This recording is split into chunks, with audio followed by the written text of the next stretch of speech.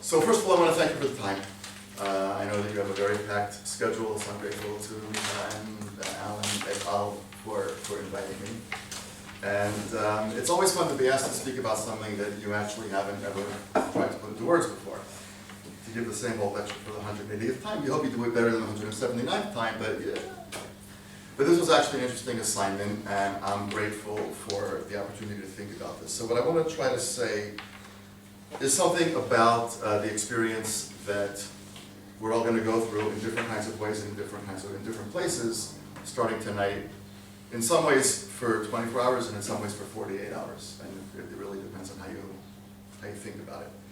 So I want to say also that this is not at all a political presentation, at all. And it's not meant really to convince you of anything. I just want to kind of share. Micha called me some number of weeks ago, I guess it was, months, whatever it was, told me about the group coming, Erev Yom HaZikaron, share something about what it means, how it works, what it does, what it says. So it's obviously, by definition, I think, highly personal, and it's, by definition, it's extremely subjective. And I just like to put it out there and share with it. The fact that it's personal and subjective does not mean that it's not open to critique. I mean, once I finish my presentation, I'm happy to schmooze about it. But it's not I don't have a bullet thesis that I'm convinced of its veracity that I would like to get across and have you all walk out stunned by, you never thought about the world that way. This is not that kind of a thing. So I want to try to reflect with you a little bit about what it is that we're all going to experience. How many of you have not been in Israel for Yom HaZikaron before? Okay, so most of you have. All right. So I want to point to 4 or 5 things that for me are the overarching components as I think about why Yom HaZikaron is so powerful. I tried to ask myself, why is it such a powerful day, evening and night and day? And why? And it's not just for me. I was on the radio, in the car on the way over here, and I was just listening to the radio. And somebody said, they were just 2, how they always do it, a man and a woman DJs, they're sort of the co-hosts of the music show. And they were just, it's not Yom HaZikaron yet, they were just playing regular old everyday music, a man and a woman co-hosting the show. And one of them said to the other, bye everybody, our hour is up. Wish you a Yom HaAtzmaut Sameach. And I thought, okay, but there's something massive coming between now and Yom HaAtzmaut. And the other one said, yes, and also successfully getting through the massive thing that's coming between us and Yom HaAtzmaut. It wasn't a program about Yom HaZikaron. It was just out there, everyday Israel. There's a sense of this impending time that's different. And I wanted to try to get into my own head and ask myself, why is it so painful? So the first thing I want to say about it's being painful is that I think for me it's by far the most painful day of the year. And I put out there that, thank God, nobody in my family, I don't have to go to a cemetery tomorrow. I will, but that's just because it's what I want to do. It's not, I don't have to go, there's nobody in my family that I need to go to. So the heaviness has nothing at all to do with anything other than what I think that Jay tries to say. What I'm going to try to do is unpack, as I've thought about this for the last few weeks, why the day literally is, it is literally unbearably painful. I find it unbearable. I obviously get through it, so it's bearable, but it's as close to unbearable a day as, it's infinitely worse than Tisha B'Av, which is a day that I take very seriously. And it's infinitely worse than Yom HaShoah, which is the day that I take seriously. It's just unbelievably, horribly unbearable for me, and trying to think about why that is. So I want to say something about how it works for me. I want to say something about what I hope you will feel, those of you who have not been here for especially, but I think all of us. So I want to start off by asking you a question. This really doesn't apply so much to the Israelis or the Brits or whatever, but it applies to the Americans primarily. Who's Bo Bergdahl? Bo, B-O-W-E, Bergdahl, B-E-R-G-D-A-H-L. Who's Bo Bergdahl? Yeah? I might be wrong, and I think that's probably where you're going with this, but I think he may have been an American soldier that was kidnapped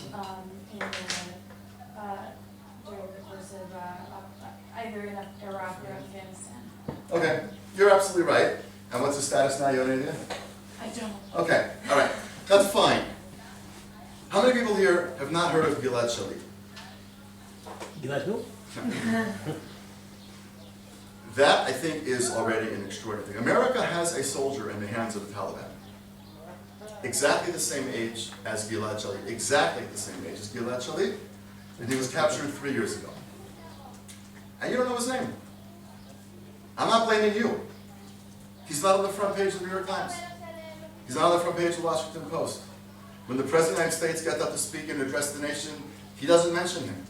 There's no oil mecha'ah, there's no social protest tent at the bottom of the steps of Capitol Hill. But he's in captivity. We know, in fact, that he tried to escape. He escaped once and was recaptured. One can only imagine what that was like when they got him back. Part of what I think is powerful about tomorrow is the difference between Bo Bergdahl and Gilad Shalit, as it reflects the difference between, by the way, not only the United States, but the United States and England and most other countries, on the one hand, and Israel on the other. It's an unbelievably fractured society. It's an unbelievably divisive society. It's a sometimes a rough and tumble society. Sometimes it's even a mean society. But it has a capacity for unbelievable social cohesion. And part of what you're going to witness tonight, starting tonight for the next 48 hours, is not every single person, to be sure, but you're going to witness, I think, a society that has the capacity to set aside all its divisiveness and to remind itself of its shared common purpose. I understand the Arabs aren't part of that in quite the same way, to put it mildly.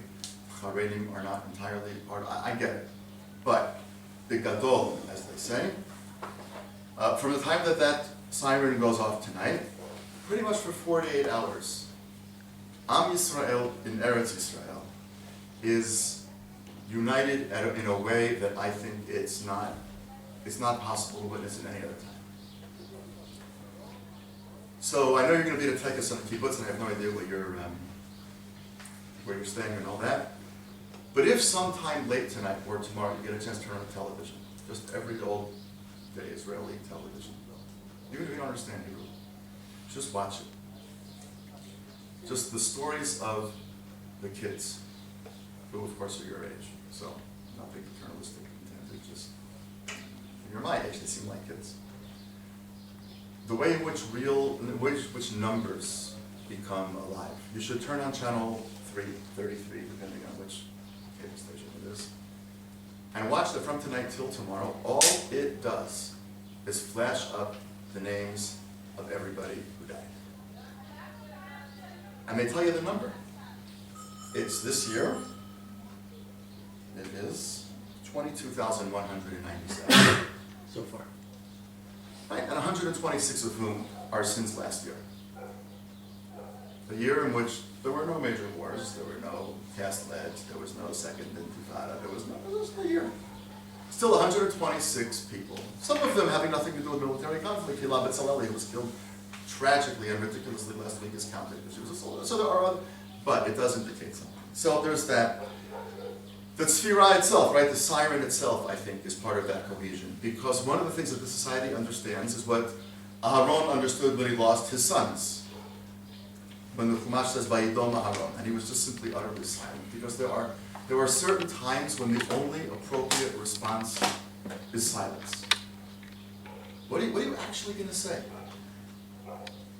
to a number of 22,000 something or others? People, men, women, children, adults, in a tiny country that in 1948, don't forget, wasn't 7 million people, it was 800,000 people. The percentages back then were much, much, much higher. So you should look at television. You should think about an entire country coming to a standstill. You could walk across the Ayalon during that siren, to Tel Aviv, Jerusalem. You could walk across it. You could sit in the middle. Read a book for 45 seconds. Nobody's going to move. It's hard to imagine that happening in any other place on planet Earth. Literally, any other place on planet Earth, I think it'd be very hard to imagine that happening. And in the midst of all of this, and I'm going to try to unpack it a little bit more in a minute, but in the midst of all of this, when the television's on, I remember once when our kids were little, I think it was the first or second we were here. I know some of you know some of our kids, but I didn't even know that they flashed up the names. I didn't know that, so I was channel surfing. And we got to channel 3, and I said, oh my God, these names. And I realized what it was. They go in chronological order, so you don't have to be a great genius to figure out what's going on. And we had then a little daughter, Tali, she was like 12. Some of you know her. And it was time to go to bed. So I said, okay, Tali, let's go to bed. And we walked out of the room and she said, Abby, you're leaving the television on. I mean, we're pretty like electricity conscious. I said, I know. She said, why? And I said, well, on whose name are we going to turn it off? So we leave it on. Before I go to sleep, then I put on channel 33, I go to sleep. It's not green, I understand, it's blue and white. And get up in the morning when I go to the study to get my talis and tefillin. Before I head out to Minyan, the first thing that I see will be another dozen or 2 names while I fish around in the study for things that I need to go to Minyan. And we'll leave it on pretty much, unless we're actually using it for something. And the pain of this thing notwithstanding, I think it's fair to say that this cohesion in the sense of shared purpose is exactly why we live here. It's not because it's a perfect country. And it's not because the streets are so safe, or the roads, are so safe. Or because the garbage gets collected so regularly and thoroughly. Or because I miss having I didn't want to have a garden in the front. It's not even that. It's this sense of purpose that I don't know that any other place on planet Earth evokes. So the first thing that I think it's about that I'd like you to try to pay attention to is this notion of social cohesion. And ask yourself, where else in the world does this happen? Not once every now and then with a horrible tragedy like 9/11, where America will pull itself together. I don't mean this in any way critical whatsoever. And there were moments that were just unbelievable there. But this is on schedule. I'll tell you exactly what the date's going to be next year, and the year after that. But that explains the power of it. Doesn't really explain the, for me, overwhelming sadness of it. Oh yeah, 22,000 people is an extraordinary number of people, but it's got to be more than that. Because it affects me more than Yom HaShoah. And then I ask myself, why? I mean, Yom HaShoah is a pretty horrible day. But why does this, that's 6 million. This is 22,000. Big difference. Those are 6 million who didn't get a chance to fight back by and large. 6 million who died and don't have any markers. Tomorrow this country is filled with people going to see the markers. So why is this so much sadder? And I think part of it is that it comes a week after Yom HaShoah. And what it says to me in a certain way is that Yom HaShoah is really just not over. In the following sense. And again, I want to stay far away from politics.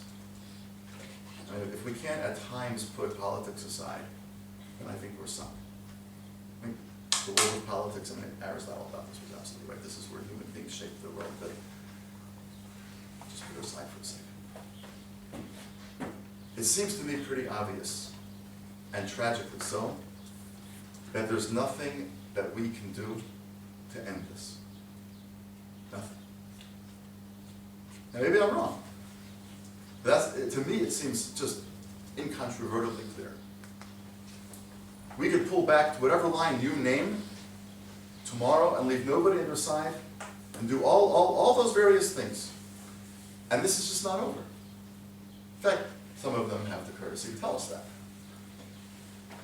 And again, I don't want to get into this group, that group, we should do this. We could be a lot nicer. We could be a lot smarter, that's for sure. But this is not about that.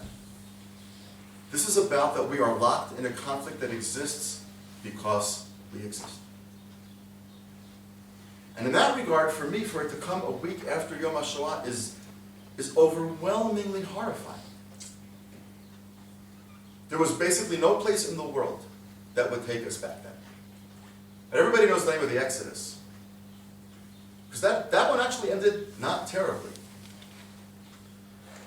But most people can't name the names of all of the boats that had nowhere to go.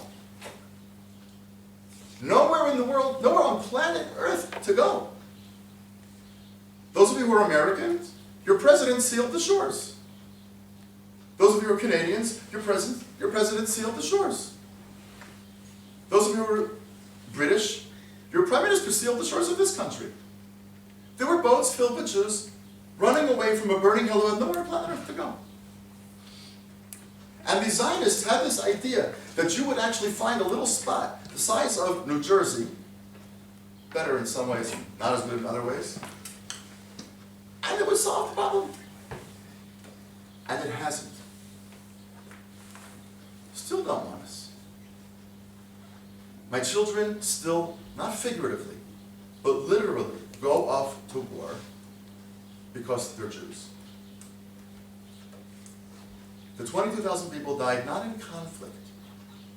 They died because the vast majority of them, at least not all, but the vast majority of them were Jews. So for me, there's a part of this, that part of the sadness is the relentlessness of it. And quite frankly speaking, as a parent, it's a strong word, but the hopelessness of it. Hopelessness in the sense that we are the first generation of Israeli parents to send their children off to war without any illusion that if they just do it this one last time, their children will not do it.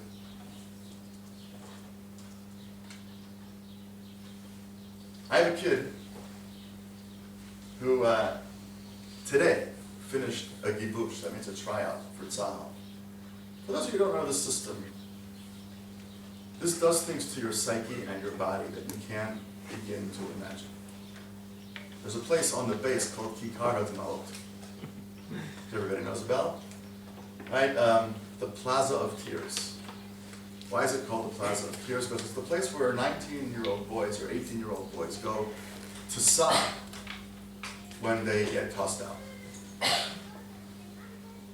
hard to make a lot of 19-year-old boys on campus cry. Shut down the bars, I guess. But, I mean, with all seriousness, it's hard to make a lot of 19-year-old guys cry. And all he said to us as he was heading off the other day was, I just don't want to end up in Kikar HaDmaot. So you have this kid who, you know, a good kid. If he was living in the States, he'd be at some of the same schools that some of you are from. And instead, he's literally pushing his body and his psyche to play. You just can't begin to imagine. I mean, you think you can imagine, but believe me, you can't imagine. I'm proud of him and all that. I would much rather he was reading philosophy. And he's not going to have that choice for a few years. And I have to say, I don't think neither were his children. And to be this generation of Israeli parents who, you know, Yoram Gaon had this song a long time ago. I think he wrote it in '73, but it's one of Israeli's, you know, sort of pop nationalist singer type guys. So he had this song, Ani Mavteach Lach, Yalda Sheli Ktana, Shezot Teyeh Milchama Achrona. I will not sing it for you, don't worry. Right? But I promise you, my little girl, that this was the last war. You never, ever, ever, ever hear that song on Israeli radio anymore. Until the Second Intifada, you did. Tomorrow they might play it, because they play every old war song there ever was. But it's basically gone, because it's like a song about the tooth fairy. A song about the last war is a song about the tooth fairy. And so part of, I think, what's so painful about tomorrow, at least for me, is the sense of relentlessness. You flee Europe, you can't get into America, you can't get into Canada, you really can't get in here either, but eventually people do. And then you just fight for 60, 70, 80 years because you're Jews. And they tell you in 2012, just this week, head of Hamas said, we will never, ever make a deal with the Jews. I believe him. I think it's racist not to believe him. I think you say, he doesn't know. That's bigotry. If I say something, I want people to think that I know what I'm saying, that I believe it. I think he's owed the same courtesy. So it's relentless. I think that's part of it. I said already about the cost, but the cost is just, I mean, 22,000 people.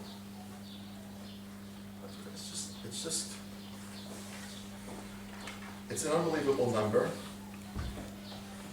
And then you have to also try at some point, you can't do it this time, but the next time you come, you can do this now on Yom HaZikaron also. Go to Har Herzl. Tomorrow's the worst day to go to Har. It's the best day and the worst day to go to Har Herzl. But go to the little tunnel where they have the memorial plaques for the people who fell during the siege of Jerusalem, 47, 48, 49, the one that Yitzhak Rabin broke the siege. You know how old he was when he did that? He was 24. Probably some 24-year-olds sitting around the table. But definitely some 23-year-olds. He broke the siege when he was 24. When I was in my 20s and I heard that number, I felt extremely humbled. Anyway, you go into this little underground, half underground thing where they have all of the little plaques. And you see the name of the girl. I'm making up the name, it doesn't matter. Sarah, whatever. Mandelovich. Gives you the dates of her, the date that she was killed. And then it says, Bat Shmona B'Nofla, Nafla B'Milui Tafkida. She was 8 when she was killed. She killed while performing her duty. 12-year-olds, 14-year-olds, and 16-year-olds. What does it take for a parent to send their kid off to do that? What does it take for a kid to keep doing that? There's old graves there. You go to Har Herzl tomorrow, there's one grave. I was talking about this at dinner last night. Dinner's very dangerous things. That's the most horrible conversation. We went out to friends at dinner, they said, come over for a barbecue, we'll grill some salmon. So we went over to grill some salmon, and then this is the conversation we had. She said, and she and I know the same grave. She goes, I go there every year. Because all day long there's a guy there at this grave saying Tehillim. And I said to him, she says, the first time that I went there, who was this to you? I said, I don't know who it was. But I noticed a couple years in a row that nobody was at this grave. So every year I come and I say Tehillim at this grave. You go to the old ones, you can go to 73 when there's just rows and rows and rows and rows and rows and rows and rows. And you can go to the new graves, the Russian graves especially, that are different. Until 10, 15 years ago, 20 years ago, they're all exactly the same. When you were born, when you died, and only one other date of any significance in your life, if it applied to you, which was the date of your aliyah, and what you were doing when you were born. The Russians had a different tradition from Russia, and they pressured and pressured and pressured and pressured. To find they were allowed to do different kinds of things. They could put a picture on it, actually engraved in the stone. They were able to put phrases, sayings, or this or that. They broke that kind of unanimity or universality of the formatting of the thing, but still you should just go to Har Herzl. It's endless. It's endless, and there's military cemeteries all over this country. And tomorrow, just follow the line of cars. I know you can't, but just rent a car next time. Go find traffic. It's going to a cemetery. And then watch the faces of parents. You're not supposed to bury your kids. And you have no idea, until you're an idiot like me, how ubiquitous it is. So the first year that I was here, I was working for the Mendel Foundation. We were trying to find time for a meeting. We weren't closed at Yom HaZikaron, but nothing was scheduled, and it was light day. We were trying to find time, everybody to get together. And I said, well, about Yom HaZikaron, I mean, the schedule's open. And a woman looked at me. It wasn't the kindest thing in the world she'd ever done. It may have actually been the kindest thing that she's ever done, but nonetheless, it wasn't very nice. And she said to me, do you understand that you're the only person in this room who doesn't need to go to a cemetery that day? And I just looked around the table, everybody was nodding, including people who live right here in Malad, in Kfar Adumim. It's not Memorial Day. There's no sales. I don't mean that derisively. It's just not Memorial Day. And the number is, for me, overwhelming. I want to say one more thing about Yom HaZikaron, and then one more thing about Yom HaSmok, and then we'll open it up. I don't know if I'll feel exactly the same way after my kids are out of the army, before my kids, God willing, have kids. but for right now especially, with all of our friends having kids in the army, Yom HaZikaron is also, for me, so, it's just literally unbearable, because it's the day in which you admit something that you try to put out of your mind the rest of the year, which is that you're always a little bit terrified. So Bogi Ya'alon, who used to be commander, the chief of staff of the Israeli army, used to work at the Shalem Center where I work. And his office was right next to mine for a certain period of time. And he, by virtue of the fact that he'd just been chief of staff of the army, he knew a lot of soldiers, knew a lot of officers. And because the work that he was doing, they would come and visit him. And you know, if you live in Israel long enough, how they tell you when the time comes. Two guys in blue shirts in those officers' uniforms knock at your door or come to find you. And I would be sitting with my office door open, because his office is right next to mine, and there's a little lobby in the front there. And more times than I can tell you, two guys in blue shirts would walk in the direction of our offices. And my desk faces the door, and I knew that was it. I just knew that was it. They went home, they couldn't find my wife, they asked the neighbor, where does he work? And they came to get me. I mean, thank God. I was going to see Bogi Ya'alon. But on Yom HaZikaron, part of what it is you just recognize you're always terrified. And I'll give you just one example, just one, and it's nothing special about us. It's just thousands upon thousands upon thousands upon thousands upon thousands of people in this country every day. Because you and I are not sitting here with the absolute sense of security and safety that we have by accident. There are people exactly your age and younger, not that far from here. Like if you could go up in a helicopter, you'd see them. They're all over the place. So one night, this goes back, I don't know, 2 years ago, where my son Avi actually learned your name between high school and the army. It was, I don't know, 10:30, 11 o'clock, whatever time it was we were going to sleep. And we're already in bed, like almost asleep, you know, that another lamp kind of thing. And the phone rang. And I picked it up. And it was Avi in the army. And he says, hi. And I said, hi. And I said, what's going on? He doesn't usually call 10:30, 11 o'clock at night. And he said, I'm just calling to tell you I'm going out tonight. Right? It does not mean I have a date. So what do you say to that? He's in a unit, by the way, that I have no idea. I just don't know what he does. No idea. Literally no idea. Can't go to any of his ceremonies, can't do this. Don't know what he does. So what do you say to that? I'm going out tonight. So you say the only two things that make any sense, I think. One of which is, be very careful. And the other is, I love you. You said, love you too, bye. Then your wife says to you, who was it? It was a big Lieberman. I always say I love you at the end of the day. Right? I mean, yeah. Who do you think it was? So I said, it was Avi. She said, what did he want? And I said, nothing, he just called to say hi. And she heard me say, be very careful. And she said, oh. She rolls over and faces her side. I roll over and face my side. And she goes to sleep knowing that the last thing that I said to her that day was a blatant lie. And I go to sleep knowing that the last thing I said to her was a blatant lie. And we don't usually lie to each other. Because there's some things you just can't talk about. And then, because you have no idea what it is that he actually does in this army, you try to figure it out. So you say, well, he's going out tonight, so it must be a night thing. So when the sun comes up, you figure, all right, he'll be back. Then you discover how unbelievably slowly the minutes on a digital clock can move. And you sort of fall asleep because you're exhausted, but you wake up 10 minutes later, what time? No, only 15 minutes went by. And you wait, and you wait, and the sun refuses to come up. And you know that he's out there. He's out there because you chose to move here.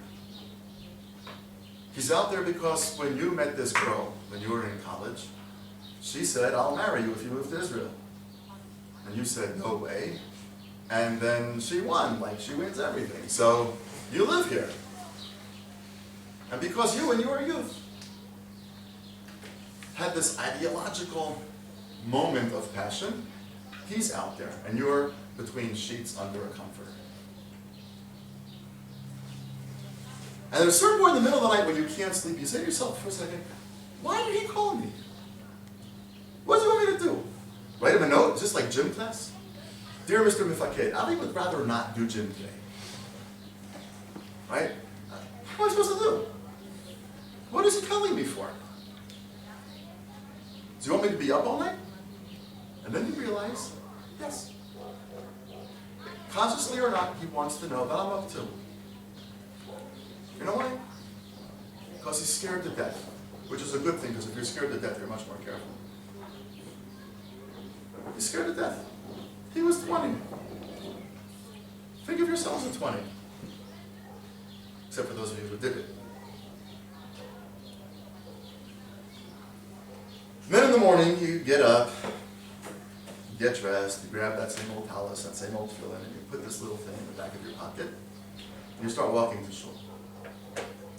And, you know, Jerusalem's very quiet, even on a weekday. It's just got this very mellow vibe to it. And all of a sudden, you feel these buzzes in the back of your pocket of your jeans, and you know it's a text. You pull your phone out of the back of your pants, and you look at it, 3 simple words. Chazarnu, hakol tov. We're back. Everything's fine. And I'm telling you, you could at that moment sit at the side of the street and just curl up and fall asleep. Because you're so tired. And you've been worried for so many hours. And you can't go to sleep.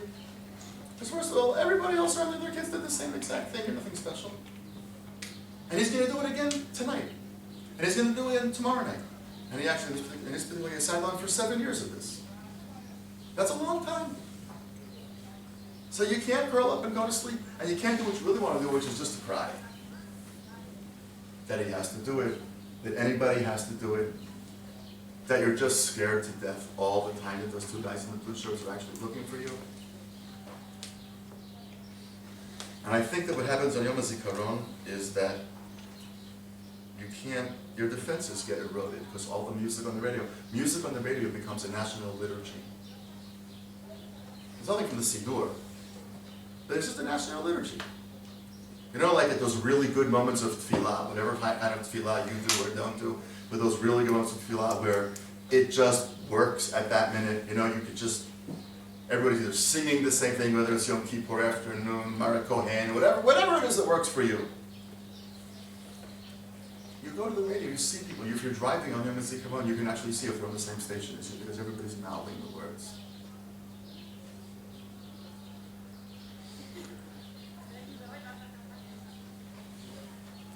And so there's this level of dread. I want to say one last thing about that.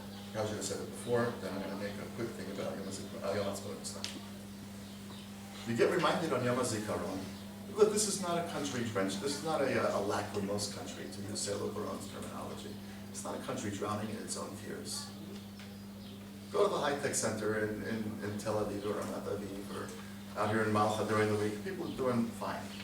And go to the cafes all along in Refaim or anywhere. I mean, this is not a country drowning in its tears. But there is one day when you do get reminded that grief is an undercurrent of life here. It's an ominous cloud on the horizon. And there was one other story I was going to tell you, but I actually decided to skip it. I'll leave time for you guys. And I want to say one last thing about the transition tomorrow night. It's an impossible transition. You go through this day, which is literally, it's hard to breathe. It's really hard to breathe if you think about it. You think about, I mean, in his case, you know, he's done 3.5 years, got 3.5 years to go. Got this other one that's just getting home probably right now. from this gibush, which either he got into or he didn't get into, we'll find out eventually, but he wants it more than all of you guys who are waiting to hear about what you're doing next year. He wants it more than that. So we can get into a more dangerous thing. So he'll do it for about how many years?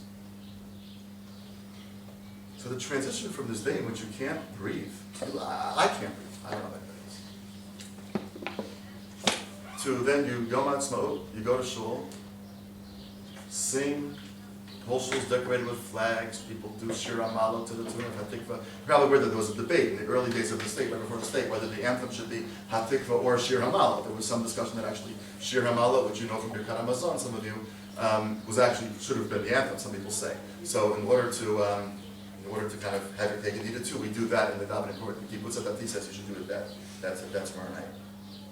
But the phrase, the pasuk in the Tanakh of moving miyagon l'simcha, of moving from utter agony to joy, that's also part of the challenge. It's not an accident that Yom HaZikaron comes right before Yom HaZikaron. You don't get to sort of ease out of it. You get punched out of it. You've been on the verge of tears for 24 hours. You can't really think. You can't really read. You can't really talk.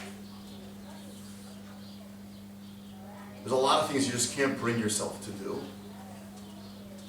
And then boom, Ma'ariv comes tomorrow night, you go to shul, it's decorated in blue and white, and people are singing, and some shuls do Hallel, and then in the morning everybody does Hallel, and 5 Jews still argue about whether you should do it with a bracha or without a bracha, which seems to me to be interesting. I forgot, Americans have to be not judgmental. It's very interesting. But, okay. Now why not give me a few days? Give me some time. And the point of this is, I think you don't need time. You shouldn't need time. Because these kids didn't just die. Unlike what we were memorializing a week ago, they actually gave their lives for a purpose. They gave their lives to create what you and I now take completely for granted. This country. Which, in my estimation, is the reason that there's a Jewish people the way that you know it. If Jews walk around Golders Green on Shabbat afternoon with an absolute sense of, well, this is how you do it. Jews did not walk around Golders Green that way in 1960. And in 1965, they did not shut down West End Avenue so people from Anshe Chesed could dance with Torahs in the middle of West End Avenue on Simchat Torah. And when I was at Columbia, shortly after the Civil War, right? For you, actually, you're laughing, but actually, if I told you the date, you would say it wasn't after the Civil War. It was actually after the Civil War, but by more than you think. But in any event, when I was in Columbia, you didn't then walk into some Wall Street firm wearing a kippah and saying, by the way, there's 42 days during September that I don't work, and I leave at 10 in the morning on Friday, and I don't eat at the picnic, and you didn't do that. You kind of just... I mean, in AIPAC's National Policy Conference, where I wasn't at, but this last, 9,000 people ascended the steps of Capitol Hill on that day to go talk to their congressmen, congresswomen, senators, whoever. How many Jews actually went up the steps of Capitol Hill between 1938 and 1945? When Auschwitz, at its most productive, was sending more Jews up chimneys in a single year. This is not an exaggeration, this is a fact. As my grandmother would have said, das ist nicht nur emes, das ist a fact. Right? It's not just emes, this is a fact. And when she said fact, F-E-C-T, having come from the Ukraine, she meant fact. Right? Das ist nicht emes, this is a fact. In other words, there were more Jews killed in Auschwitz in one day and vaporized than all the people on both sides of the Arab-Israeli conflict since its inception.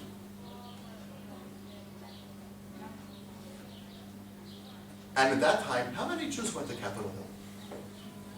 How many busloads of the millions of Jews who were living in America, and as Deborah Lipstadt has proved beyond the shadow of a doubt, knew without question what was going on? Well, we didn't have all the videos, it's true. We didn't have all the testimony, that's true. It was in the New York Times. How many Jews went to demand that Roosevelt drop a bomb on a track to a camp? How many Jews went and said, open up the damn shores? Nobody lives between New York and Los Angeles. Put them there. How many people said that? I know Milwaukee, I'm sorry.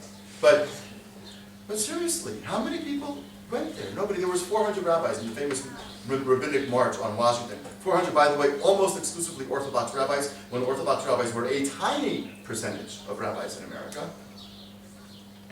And I say that as a person who did not get Orthodox smicha. The sense of entitlement in the best sense of that word, the sense of confidence, the sense of belonging that the Jews of Melbourne and Sydney had, and the Jews of London had, and that the Jews of Milwaukee and Florida and New York and Los Angeles and wherever else have, and that brings Jews in Germany to be the fastest growing Jewish community in the world right now, that has a handful of Jews in Krakow doing klezmer festivals again, that got the Soviet Jews who for a long time had been prisoner and had not rattled the cage to rattle the cage. What made all of that difference was this place. You, God forbid, lose this place, you go back to a very, very different world that you can't even begin to imagine. I want to say something to you that I think is also true. It's not a fact, but I think it's true. In 50 years from now, 2062, most of you, God willing, will be alive. I will not. There's two possibilities about this country. One is that it is going to be a first world country far beyond even what you have now. Whatever you have now, just imagine it 100-fold. High-tech, healthcare, finance, economics, democracy, culture, art, you name it. It's the New York of the Middle East. It's the Paris of the Middle East. It's whatever. That's one very, very real possibility. Another real possibility is that in 50 years, this place will not exist. That's not because the Iranians get a big bad bomb, which I'm not in favor of. But it's got nothing to do with an Iranian bomb. It has to do with the loss of Jewish people's faith in the importance of preserving this at all costs. Wackos on the right who think you can just ignore the world, and people on the left who just say, you know what, it's not that important. Look what we got here on the West Side. It's not that important. Look at Beverly Hills, man. It's great. Look at Miami. It's possible we just lose it. Just don't keep our eye on the ball. And the ways in which it comes crashing down are myriad. You could have a whole theme and variations conversation about it. And the reason I think we get forced out of Yom HaZikaron right into Yom HaAtzmaut is to remind us that the price was not about nothing. I don't want to be sacrilegious, but in Yom HaShoah it was about nothing. They died al Kiddush Hashem. Yes, they died al Kiddush Hashem. But there's a reason I don't use the word Holocaust. Almost ever. Because Holocaust in the English translation of the Bible means burnt offering. That's what it means, an olah. They weren't a burnt offering to anything. They were murdered. They were suffocated. They were buried alive. They were shot. They were gassed. They were run over. They were starved to death. They were frozen to death. But they weren't burnt or any other kind of offering. It was beyond Kiddush Hashem for some. Some didn't believe in that Hashem. It was just a complete and utter genocidal horror. What we recognize tonight and tomorrow is not a waste. It is the unbearable price tag of what we celebrate tomorrow night and Thursday. What we celebrate tomorrow night and Thursday is not the recreation of the Jewish state. What we celebrate tomorrow night and Thursday, I believe, is the recreation of the Jewish people. The fact that there are people all over this country who speak a language that 150 years ago, nobody spoke. Go to Steinmatsky or Tamir Svarim, and aside from seeing Micha's many excellent copies of his books there, you will also see hundreds of other linear feet of books in a language that 150 years ago, literally nobody wrote. Nobody read. Nobody spoke. 70, 80 years ago, the idea that Jews would become mediocre teachers but first-class fighters would have been a joke. The former is a problem, the latter is an extraordinary accomplishment. We've given new birth to the Jewish people. We've brought it back from the precipice. That's what Yom HaAtzmaut is about. Yom HaZikaron is the reminder that it comes at an unbearably horrific price. And the reason we have to go from Yom HaZikaron right to Yom HaAtzmaut is to remind us these two are inextricably connected. Unlike Yom HaShoah, after which there's nothing to celebrate, after Yom HaZikaron, there is. And you can't have Yom HaAtzmaut just by itself, because you can't celebrate the recreation of this country if you don't keep in mind the price tag that tragically is not over, but that still continues. But that, Od lo avdal tikvatenu, literally you cannot ever let hope be completely abandoned. You have to hope that even if I won't live to see it, maybe even if you won't live to see it, maybe your children, or your children's children, will someday live in a world in which Jews will simply be allowed to live as Jews. And the world will not find that terribly interesting. Other peoples have that. We could have that too. We don't yet. And the price of not yet having it is what we are going to collectively witness and experience tonight. Wherever you do it, and whatever it evokes for you, I hope is powerful, and I hope that it inspires you to ask yourself in what way you want to be part of the unfolding and blossoming story of the Jewish people at this pretty unique time in its history. I'm happy you don't have to do that.